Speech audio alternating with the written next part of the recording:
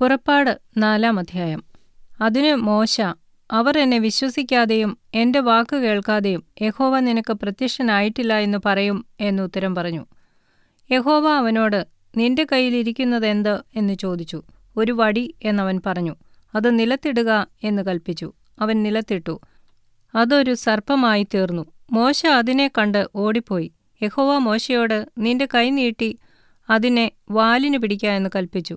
അവൻ കൈ നീട്ടി അതിനെ പിടിച്ചു. അതവന്റെ കയ്യിൽ വടിയായി തീർന്നു. ഇത് അബ്രഹാമിന്റെ ദൈവവും ഇസഹാക്കിന്റെ ദൈവവും യാക്കോബിന്റെ ദൈവവുമായി അവരുടെ പിതാക്കന്മാരുടെ ദൈവമായ യഹോവ നിനക്ക് പ്രത്യക്ഷനായി എന്നവർ വിശ്വസിക്കേണ്ടതിന് ആകുന്നു.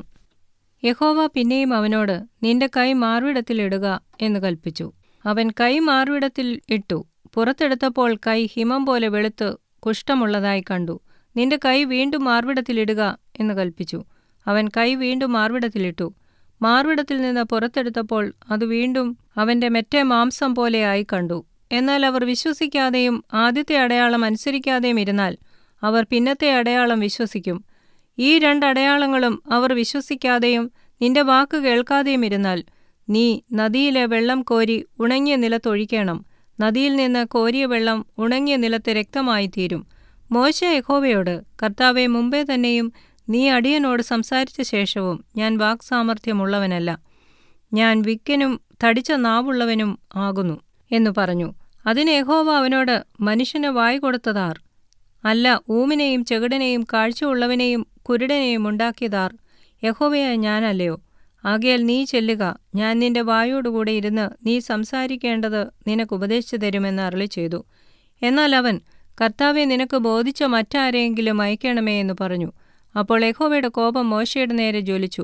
അവൻ അരുളിച്ചെയ്തത്, ലേവ്യനായ അഹരോൻ നിന്റെ സഹോദരനല്ലയോ? അവന് നല്ലവണ്ണം സംസാരിക്കാമെന്ന് ഞാൻ അറിയുന്നു. അവൻ നിന്നെ എതിരേൽപ്പാൻ പുറപ്പെട്ടു വരുന്നു. നിന്നെ കാണുമ്പോൾ അവൻ ഹൃദയത്തിൽ ആനന്ദിക്കും. നീ അവനോട് സംസാരിച്ച് അവന് വാക്കു പറഞ്ഞു കൊടുക്കണം.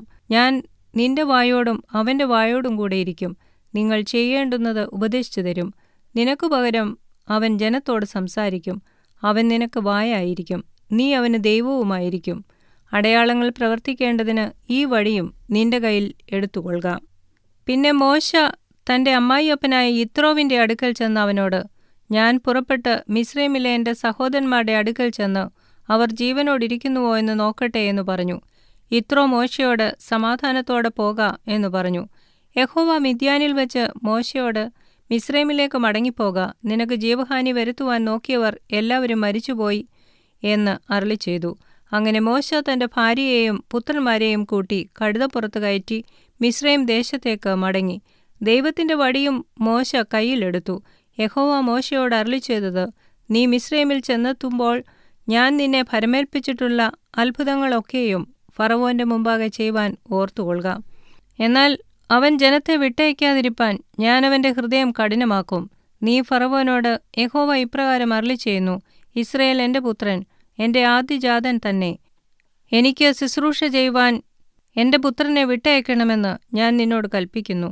അവനെ വിട്ടയപ്പാൻ സമ്മതിക്കുന്നില്ലെങ്കിൽ ഞാൻ നിന്റെ പുത്രനെ, നിന്റെ ആദ്യജാതനെ തന്നെ കൊന്നുകളയും എന്ന് പറക. എന്നാൽ വഴിയിൽ സത്രത്തിൽ വെച്ച് യഹോവ അവനെ എതിരിട്ട് കൊല്ലുവാൻ ഭാവിച്ചു. അപ്പോൾ സിപ്പോറ ഒരു കൽക്കത്തിയെടുത്ത് തന്റെ മകന്റെ അഗ്രചർമ്മം ഛേദിച്ച് അവന്റെ കാൽക്കലിട്ടു. നീ എനിക്ക് രക്തമണവാളൻ എന്ന് പറഞ്ഞു. ഇങ്ങനെ അവൻ അവനെ വിട്ടൊഴിഞ്ഞു. ആ സമയത്താകുന്നു അവൾ പരിച്ഛേദന നിമിത്തം രക്തമണവാളൻ എന്നു പറഞ്ഞത്. എന്നാൽ യഹോവ അഹരോനോട്, നീ മരുഭൂമിയിൽ മോശയെ എതിരേൽപ്പാൻ ചെല്ലുക എന്ന് കൽപ്പിച്ചു. അവൻ ചെന്ന് ദൈവത്തിന്റെ പർവ്വതത്തിങ്കൽ വെച്ച് അവനെ എതിരേറ്റ് ചുംബിച്ചു. യഹോവ തന്നെ ഏൽപ്പിച്ചയച്ച വചനങ്ങളൊക്കെയും തന്നോട് കൽപ്പിച്ച അടയാളങ്ങളൊക്കെയും മോശെ അഹരോനെ അറിയിച്ചു. പിന്നെ മോശെയും അഹരോനും പോയി ഇസ്രായേൽ മക്കളുടെ മൂപ്പന്മാരെയൊക്കെയും കൂട്ടിവരുത്തി. യഹോവ മോശയോട് കൽപ്പിച്ച വചനങ്ങളെല്ലാം അഹരോൻ പറഞ്ഞു കേൾപ്പിച്ചു. ജനം കാൺകെ ആ അടയാളങ്ങളും പ്രവർത്തിച്ചു. അപ്പോൾ ജനം വിശ്വസിച്ചു. യഹോവ ഇസ്രായേൽ മക്കളെ സന്ദർശിച്ചു എന്നും തങ്ങളുടെ കഷ്ടത കടാക്ഷിച്ചു എന്നും കേട്ടിട്ട് അവർ കുമ്പിട്ട് നമസ്കരിച്ചു.